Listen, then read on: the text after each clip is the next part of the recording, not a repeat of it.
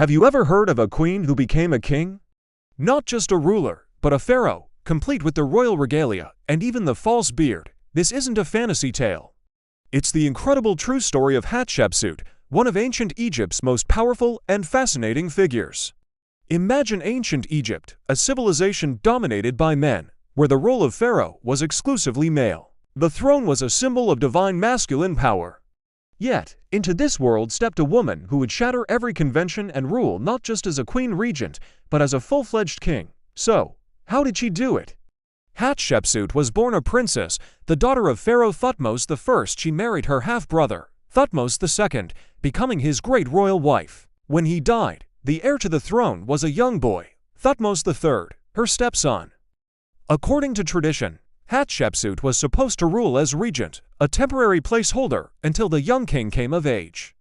But Hatshepsut had bigger plans. In a move that must have shocked the entire kingdom, she declared herself pharaoh. She didn't just claim the title, she adopted all the symbols of kingship. She was depicted in statues and reliefs with the traditional male physique of a pharaoh, wearing the kilt, the crown, and yes, even the ceremonial false beard. It was a masterful act of political branding. She wasn't trying to be a man.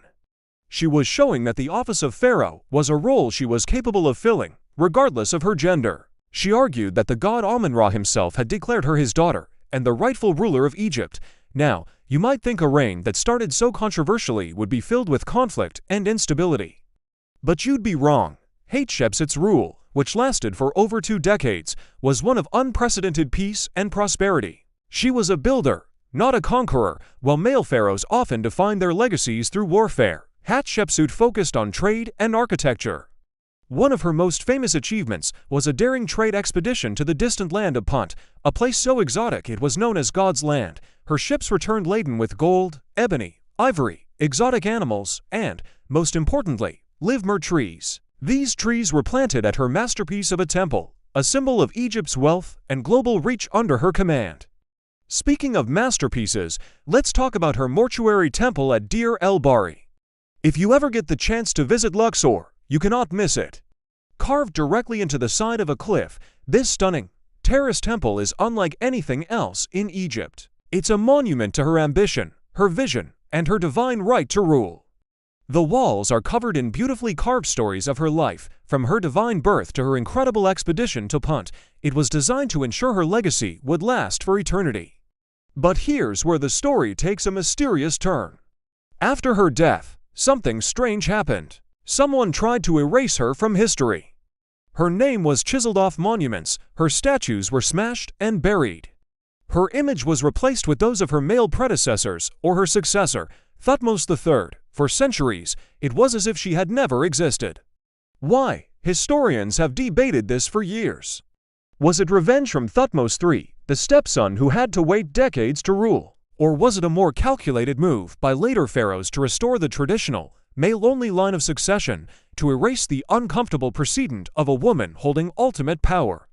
It was a systematic attempt to wipe out the memory of the woman who proved that power has no gender. But history, as we know, has a way of revealing its secrets. Thanks to the tireless work of archaeologists and Egyptologists in the 19th and 20th centuries, the pieces of Hatshepsut's story were put back together. They found her smashed statues, deciphered the defaced inscriptions, and restored her to her rightful place in the annals of history. Hatshepsut's legacy is more than just stunning temples and tales of exotic trade. She is a testament to ambition, intelligence, and the courage to redefine the rules. In a world ruled by men, she didn't just survive. She thrived, ushering in an era of peace and artistic flourishing.